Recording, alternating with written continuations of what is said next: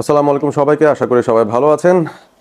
আমরা European football নিয়ে লাফালাফি করি, আমরা বলি ইউএফএ চ্যাম্পিয়ন্স লিগ দেখবো, আমরা ইউএফএ ইউরোপা লিগ দেখবো, আমরা ইউএফএ কনফারেন্স লিগ দেখবো। এখন তো ইউরোপের এলিট লেভেল ক্লাব কম্পিটিশন 3টা হয়ে গেছে।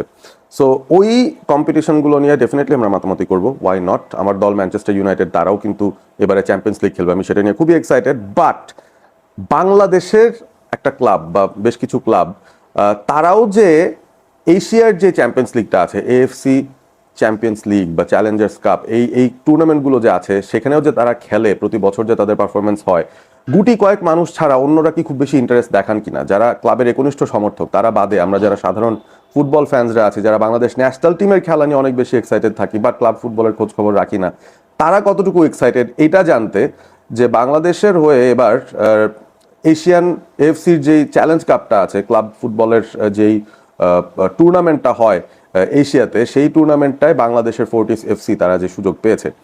অবভিয়াসলি প্রত্যেক বছরই কেউ না কেউ সুযোগ পেয়ে যায়, লিগ চ্যাম্পিয়নদেরকে বা লিগের টপ 2 দলদেরকে পাঠানো হয়, তারা সেখানে খেলে। বসুন্ধরা কিংস, আবাহনী এর আগে তারা কিন্তু বাংলাদেশকে রিপ্রেজেন্ট করেছিল এই টুর্নামেন্টটার মধ্যে। তবে এবার ফোর্টিস এফসি তারা কিন্তু কোয়ালিফাই করে ফেলেছে, এবং গত লিগে বসুন্ধরা কিংস চ্যাম্পিয়ন হওয়ার পরও বা আবাহনী সেকেন্ড হওয়ার পরও তারা কেন এবার এএফসি চ্যালেঞ্জ কাপে খেলতে পারছে না, তার মূল কারণটা হচ্ছে যে এএফসির একটা বোধহয় লাইসেন্সিং এর কোনো একটা বিষয় ছিল, বা তাদের কোনো একটা বিধিমালা ছিল, যে বিধিমালাটা আসলে আবাহনী এবং বসুন্ধরা কিংস তারা কোয়ালিফাই করতে পারছে না, এবং সেইটার কারণেই তারা কিন্তু এবার এএফসি চ্যালেঞ্জ কাপে পার্টিসিপেট করতে পারছে না, চ্যালেঞ্জ লিগে পার্টিসিপেট করতে পারছে না। ফোর্টিস এফসি তারা গত মৌসুমে থার্ড হয়েছিল, তারা কিন্তু পারছে। এবং ফোর্টিস এফসি একটা ভেরি ওয়েল রান ক্লাব। আমরা জানি যে ঐতিহ্যবাহী যেসব অনেক ক্লাব রয়েছে তাদের তুলনায় ফোর্টিস এফসির বয়স খুব কম, বাট এই কম সময়ের ভিতরে বা গত 4 বছরের ভিতরে ফোর্টিস এফসি তারা কিন্তু নিচের টায়ার থেকে ধাপে ধাপে উঠে এসে তারপর তারা প্রিমিয়ার লিগে এখন কিন্তু দারুণ পারফরমেন্স দিচ্ছে। বাংলাদেশ ফুটবল লিগে they are one of the strongest teams, এবং এখানে একটা খুব সুন্দর কম্বিনেশন আমরা দেখতে পাই। লোকাল ট্যালেন্টকে নিয়ে আসা, ফ্রিঞ্জ ট্যালেন্টগুলোকে আসলে আইডেন্টিফাই করে নিয়ে আসা, বাইরের যেই ট্যালেন্টেড পুল আছে, ফরেন প্লেয়ারদের যে জায়গা, সেখান থেকেও কিন্তু খুব ইমপ্রেসিভ কিছু প্লেয়ারদেরকে তারা এনেছে। এবং গত সিজনটায় ফোর্টিস এফসির সবচেয়ে বেস্ট পার্ট ছিল যে তারা সবচেয়ে কম গোল খেয়েছে পুরো লিগে, এবং সেটার পেছনে সবচেয়ে গুরুত্বপূর্ণ ভূমিকা যিনি রেখেছেন তিনিও একজন ফরেনারই ছিলেন, basically Sujan Perera, the Sri Lankan national football team captain. তিনি কিন্তু ফোর্টিস এফসির হয়ে খেলেছেন পুরো মৌসুমটা, গত সিজনটা, এবং দারুণ পারফর্ম করেছেন। এই সিজনেও এএফসি চ্যালেঞ্জ লিগে সুজন পেরেরা তিনি কিন্তু গোল বাটা সামলাচ্ছেন ফোর্টিস এফসির জন্য, which is a very very positive thing. এছাড়া আমরা যদি কি লোকাল প্লেয়ার্সদের কথা বলি, সেই জায়গায় কারা কারা আছেন? আতিকুর রহমান ফাহাদ আছেন, ডিফেন্সিভ মিডফিল্ডার, এবং ডোমেস্টিক এক্সপিরিয়েন্স তার দারুণ, আমরা জানি তিনি রিলায়েবল একজন প্লেয়ার। মঞ্জুরুর রহমান আছেন সেন্টার ব্যাক, এবং সেই সাথে মুর্শেদ আলী আছেন দ্য ইয়াংস্টার, সাফ আন্ডার 20 উইনিং টিমের সদস্য ছিলেন। এইজ লেভেলে প্রত্যেক ধাপে ধাপে তিনি দারুণ খেলেছেন, এবং মুর্শেদ আলীকে আমরা জানি যে তিনি রাইট উইং থেকে একটা সময় তো বলাই হতো যে আমরাও একজন লামিন ইয়ামালকে খুঁজে পেয়েছি কিনা। সো দিস মুর্শেদ আলী তিনিও কিন্তু আছেন এবং বেশ ভালো করছেন, ফোর্টিসের one of the most important components. এবং বেস্ট পার্ট হচ্ছে অ্যাজ অ্যান অ্যাটাকার তিনি লোকাল প্লেয়ারদের মধ্যে আছেন। সাধারণত আমরা ক্লাবে দেখি যে বাইরে থেকে অ্যাটাকার নিয়ে আসা হয়, আফ্রিকা থেকে নিয়ে আসা হয়, উজবেকিস্তান, কাজাকিস্তান, বিভিন্ন জায়গা থেকে নিয়ে আসা হয়, নেপাল থেকে নিয়ে আসা হয়, কিন্তু একজন local talent, local attacker Murshed Ali right wing পজিশনে খেলছেন। এই ফোর্টিস এফসি টিমটা খুব ইম্পর্টেন্ট একজন প্লেয়ার। আবাহনী থেকে 2জন প্লেয়ারকে লোনে নিয়ে আসা হয়েছে বা ধারে নিয়ে আসা হয়েছে ফোর্টিস এফসি এই স্পেসিফিক্যালি এশিয়ান চ্যালেঞ্জ লিগটা খেলার জন্য। সো মোহাম্মদ ইব্রাহিমকে আনা হয়েছে মিডফিল্ডার, এবং সেই সাথে শাকিল হোসেন ডিফেন্ডার, এই 2জনকে আবাহনী থেকে লোনে নিয়ে আসা হয়েছে। লোনে আরও কিছু বিদেশি প্লেয়ারও তারা কিন্তু এনেছে। আপনারা যারা গত মৌসুমের লিগটা দেখেছেন তারা জানেন খুব ভালো মতনই যে সেখানে কিন্তু বেশ ভালো পারফর্ম করেছেন এই ফোর্টিস এফসির বিদেশি খেলোয়াড়রা, এবং সেই জায়গাটা খুব ইন্টারেস্টিং। আপনি দেখবেন যে ওমর বাবু, যারা লিগ দেখেছেন তারা জানেন যে দুর্দান্ত একজন ফরওয়ার্ড প্লেয়ার তিনি ছিলেন, জার্সি নাম্বার 10, এবং গাম্বিয়ার একজন প্লেয়ার তিনি। ইসা জালো দুর্দান্ত খেলেছেন তিনিও, এবং শ্রীলঙ্কার সুজন পেরেরার কথা আগেই বলেছি আমি আপনাকে। সেই সাথে অনন্ত তামাং তিনিও খেলেছেন ফোর্টিসের হয়ে। তবে ব্রাদার্স ইউনিয়ন থেকে ফোর্টিস এবার এই পার্টিকুলার ম্যাচটা খেলার জন্য বা এফসি চ্যালেঞ্জ লিগটা খেলার জন্য তারা ব্রাদার্স ইউনিয়ন থেকে নেপালি আরেক স্টার প্লেয়ার এরিক বিশটাকে দলে ভিড়িয়েছে। সো সেই জায়গা থেকেও আরও একটু স্ট্রেংথ কিন্তু তাদের বাড়ছে, এবং নাইজেরিয়ান স্টেফান চুকুদে তাকেও কিন্তু রাখা হয়েছে, এবং 2 জাপানি খেলোয়াড় ক্যাম্পের সঙ্গে যুক্ত হয়েছেন।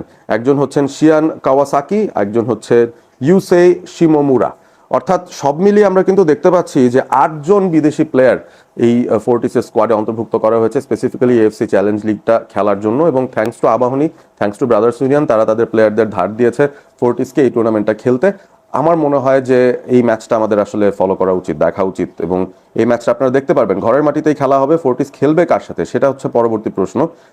তারা একটা ইন্টারেস্টিং টিমের সাথে খেলছে, যাদের সঙ্গে গতবারও আবাহনী খেলেছিল, Muras United. For some reason FC challenge লিগের প্রিলিমিনারি রাউন্ডে এই মুরাস ইউনাইটেডের সঙ্গেই বাংলাদেশের কোনো না কোনো টিম পড়ে যায়। মুরাস ইউনাইটেড তারা বেসিক্যালি কিরগিজস্তানের একটা ক্লাব, এবং গতবারও আবাহনীর সঙ্গে তারা খেলেছিল গত মৌসুমে, এবং আবাহনী 2-0 গোলে সেই ম্যাচটা হেরে যায়। এবং এবার ফোর্টিস এফসি তারা কি মুরাসকে হারিয়ে এএফসি চ্যালেঞ্জ কাপের মূল পর্বে জায়গা করে নিতে পারবে কিনা এই প্রিলিমিনারি রাউন্ডটা পার হয়ে, সেটাই দেখার বিষয়। 11ই অগস্ট বসুন্ধরা কিংস অ্যারেনাতে দুপুর 3টায় এই ম্যাচটা অনুষ্ঠিত হবে। 11ই অগস্ট মঙ্গলবার। আপনারা নিশ্চয়ই বারটাও মনে রাখবেন, দিনটাও মনে রাখবেন।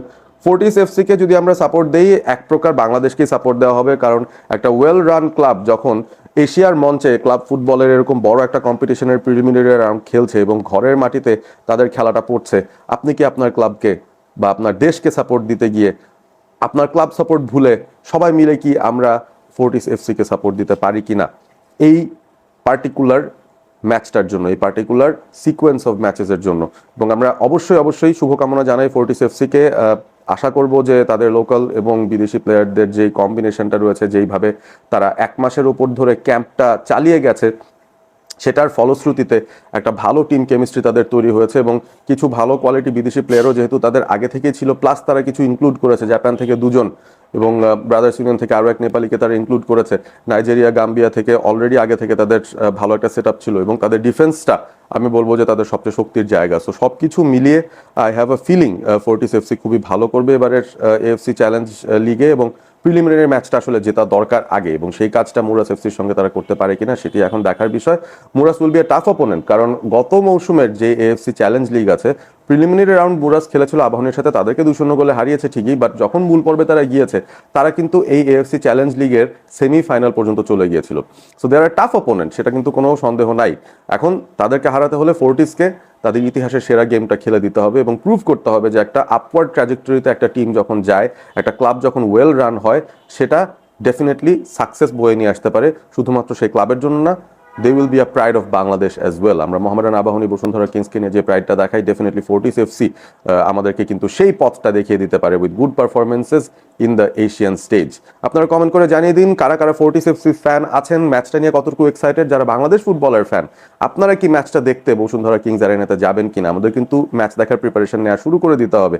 আমরা ফোর্টিসকে না হয় সাপোর্ট দিই, কারণ সামনের দিনে আমাদের বাংলাদেশ ন্যাশনাল টিমকে সাপোর্ট দিতে হবে। সেপ্টেম্বরে ঘরের মাটিতে টুর্নামেন্ট আছে, সেখানে আমরা ডেফিনেটলি মাঠে যাব। নভেম্বরে তো সাফ টুর্নামেন্টে চলে আসছে, সেখানে আমরা ডেফিনেটলি মাঠে যাব। মাঠে যাওয়ার অভ্যাসটা করা শুরু করে দিতে হবে এখন থেকেই। 11ই অগস্ট মনে রাখবেন, ফোর্টিস এফসি ভার্সেস মুরাস এফসি। দেখা যাক এই ম্যাচটার রেজাল্ট আসলে কেমন হয়। ভালো থাকবেন সবাই, সাবস্ক্রাইব করবেন ও স্পোর্ট এবিপি।